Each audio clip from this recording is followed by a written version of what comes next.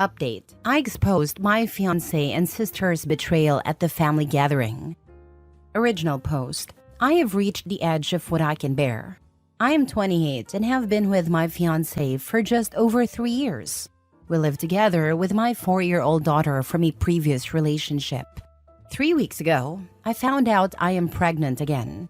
At first, I was overjoyed, naively thinking we were finally creating the stable family I'd always wanted. But he grew distant the very next day. He ignored my excitement, started coming home late, and kept his phone glued to him at all times. I began noticing strange calls and those discreet social media notifications that vanished too quickly. My gut told me to investigate. I almost wish I hadn't.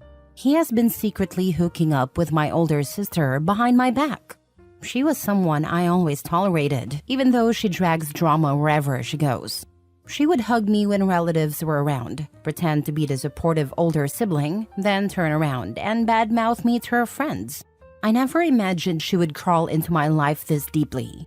It felt like a slap in the face to read their messages mocking me for not noticing. He told her about the pregnancy before being honest with me about his doubts, and they joked about how stressed I would be raising another child. My sister bragged that our entire family thinks she is the more interesting and popular sibling, while I am just a quiet one who apparently deserves this. I don't know if they are still meeting in secret or if they just enjoy hurting me. My fiancé denies everything whenever I confront him, says I am hormonal, that my imagination is running wild. My sister keeps messaging me telling me to keep my mouth shut and stop being dramatic. I am done hiding my anger. My mother wants me to talk it out calmly, but how do I fix something so broken that I can barely breathe? My fiancé thinks I'll just accept this. He is counting on me being too shy or too pregnant to do anything. Tomorrow, I plan to blow this up in front of the entire family. We are supposed to have a casual get-together at our parents' house, ironically to celebrate my pregnancy announcement. I will gather my phone logs, screenshots, and all the humiliating texts they sent each other. Once all the relatives have settled in, I will put everything on display. No more secrets. I might burn everything in the process. I might lose any chance of a pleasant co-parenting scenario, but I feel like I have no other way to reclaim my dignity. I have been crying non-stop for days. My nerves are shot, and all I get from my fiancé is either the silent treatment or insults. My sister taunts me and acts like I am worthless. I see no reason to protect them anymore. I don't know what happens next. Maybe they will run off together. Maybe they will lie or twist things around to make me look insane. My fiancé hasn't contributed much financially, so I worry about affording my daughter and this potential new baby on my own. Yet, I cannot pretend everything is normal. I have to protect whatever self-respect I have left. I am going to set my entire world on fire tomorrow. Part of me feels terrified. The other part is numb. Regardless, I am done letting them tiptoe around my heart. If they wanted my silence, they should have hidden their betrayal better. Let everyone see exactly who they are. That is all I have left. Now for the top advice before reading the update. Good luck. With a sister like that, you don't need any enemies. You can make any choice you like regarding the pregnancy, but before you have a huge announcement, please consider this. You will be single parenting again and all that entails, but this time with a 4-year-old too. The father may decide to be with your sister, and she could become the stepmother to your new baby. She may go out of her way to make this happen because she enjoys hurting you. This means the child could be used as a weapon. Money, support, and stability for your first child need to come before any potential future child. My comments are really about your welfare and the welfare of the child you currently have. You absolutely should not stay with this man, and I would advise to terminate this pregnancy due to the reasons above. But that is your choice, and we've all given our advice. I wish you all the best with your choices. My daughter was born when I was 21, and I raised her as a single parent after a similar situation. She's 21 herself this year, and it's the same advice I would give her. Burn him to the ground, honey, in front of everyone. Stand up, say you have a major announcement, and ask for quiet. Then say, after 3 years with fiancé, I am pregnant with my fiancé's child. Sorry to add that he and my sister have been hooking up in recent weeks, so it's not great news I would have preferred. Now I will turn this announcement over to my sister so she can explain the great sex she's enjoying with him. Please make a PowerPoint presentation or Google Slides or whatever. You're going to want everybody to get a real good view of all the information you've gathered. May I also suggest sharing a link to the document with reading rights only in case it gets shut down before you finish. That way, everyone can peruse the presentation at their leisure. Now for the update. I'm still reeling from what happened. After writing my last post, I spent hours debating whether I should really go through with exposing them at the family gathering. A part of me was scared I would turn my whole life upside down forever. But I knew I couldn't keep letting them walk all over me while pretending everything was fine. I called my mom beforehand to let her know I was breaking up with him and to prepare her.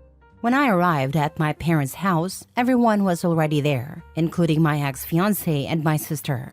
My mother tried to pull me aside, whispering that we should talk first. I stayed calm, walked straight into the living room where everyone was sitting, and asked them to listen. They looked confused. My sister immediately rolled her eyes, and my fiancé mumbled something, probably hoping I would stay silent. I started reading the most shocking parts of the messages I found between the two of them. They mocked me, joked about me not noticing anything, and said I deserved this.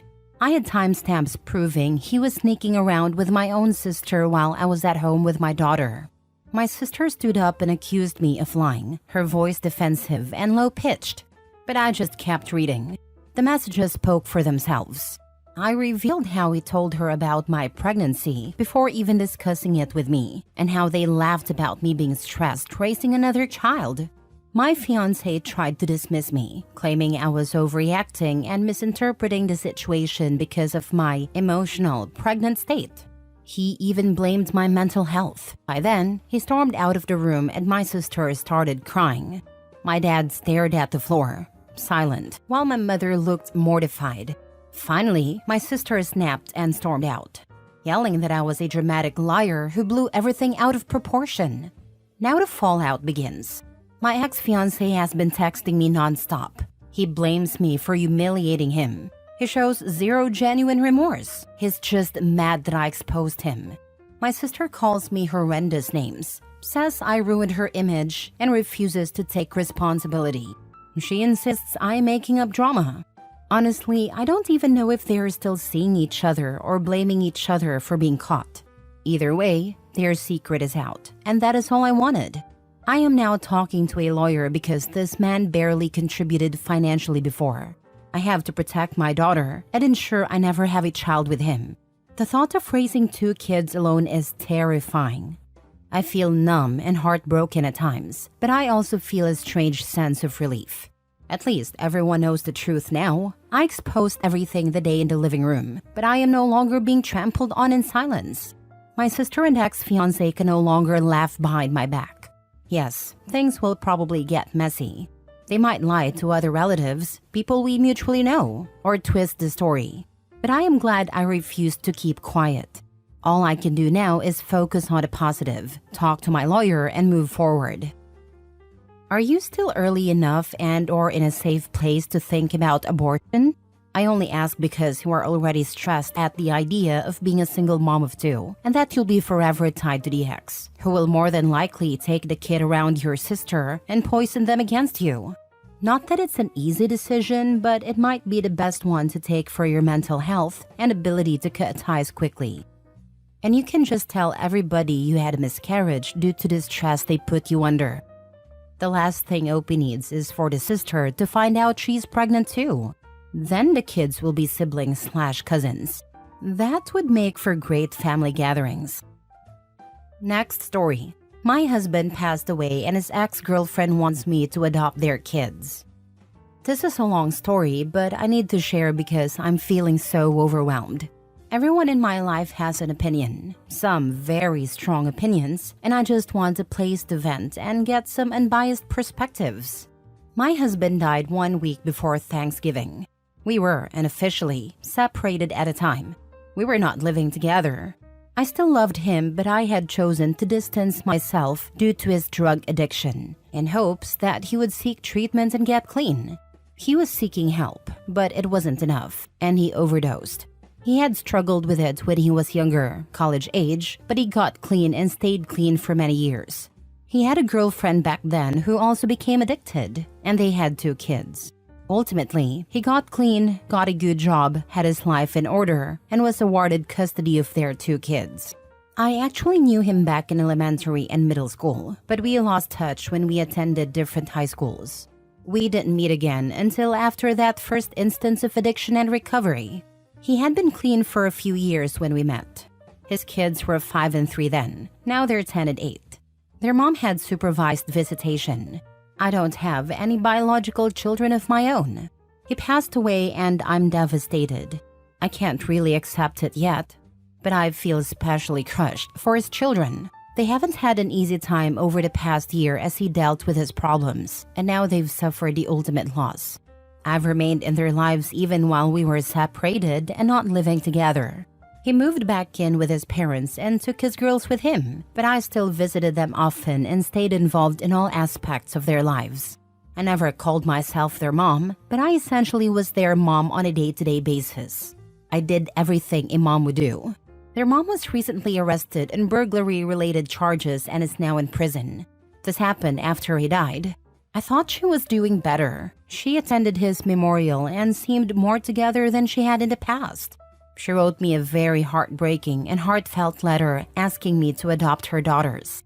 She basically admitted that she doesn't know if she'll ever overcome her addiction and that she doesn't want the girls to live with relatives on either side. She wants them to stay with me because it's what they know and she feels they're safe.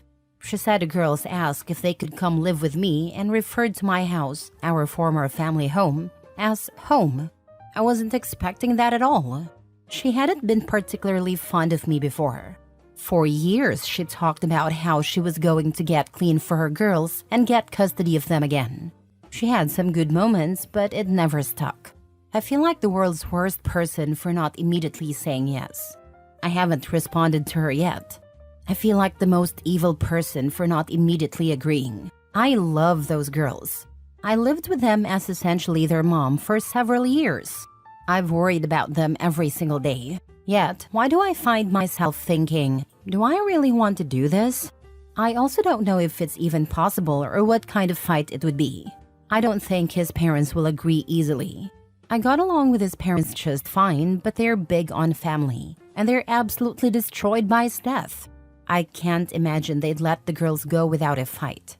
I can't help but wonder what kind of lifelong mess I'd be getting myself into if I pursued this. Dealing with her, both sides of the girls' extended family, and the trauma the girls will likely carry because of their parents. I don't know if I'm strong enough to handle it all, and it makes me feel like a horrible human being. Now for the top advice. Talk to the grandparents privately, not with the girls around. Share the mother's letter. They're probably the girls' legal guardians. You don't have to adopt if you don't want to, but you could continue to be present in their lives to provide additional stability. However, if you want to adopt them and the grandparents are supportive, it shouldn't be hard to accomplish. The mom would have to terminate her parental rights, which might not be an issue with her being in prison, and the grandparents could willingly allow you to adopt. The rest is legal paperwork. The cost to complete it will be minimal compared to regular agency adoptions and similar processes. You just need to decide if you want to do this and whether you can handle it. You also need the grandparents to agree. So talk to them, but know what you are willing to do before that conversation. Let the mom know your decision as well. She could always be allowed to see the girls in the future if it would be safe to do so. A responsible person should spend some time thinking about this before answering. You are not a terrible person for needing to think through the logistics and carefully consider the impact on your life. Keep doing so until you arrive at a decision, and then commit to whatever you decide and don't look back. I say don't look back because whatever you decide will not be on a whim. You're going about this the right way. Trust yourself. Last story. I have survivor's guilt. 7 years ago, my then husband asked for a divorce. We were in our early 20s and had an infant daughter. I hadn't been happy for about 6 months, and we spent a lot of time talking about what needed to improve on his end to stay together. But one morning, He woke up and just asked for a divorce. I agreed and started logistically figuring things out. As soon as I agreed, it was like a switch flipped. He didn't mean it, and suddenly I was the bad person for moving forward with it. He began stalking me and my family, stopped paying all bills, and even took out credit cards in my name, trying to destroy me. I genuinely feared for my life, but I fought hard to keep myself and my daughter safe. Long story short, there were multiple DV instances, police involvement, protection orders for myself and my daughter, the whole 9 yards. And then he unalived himself. It was like a wave of relief. We were finally safe.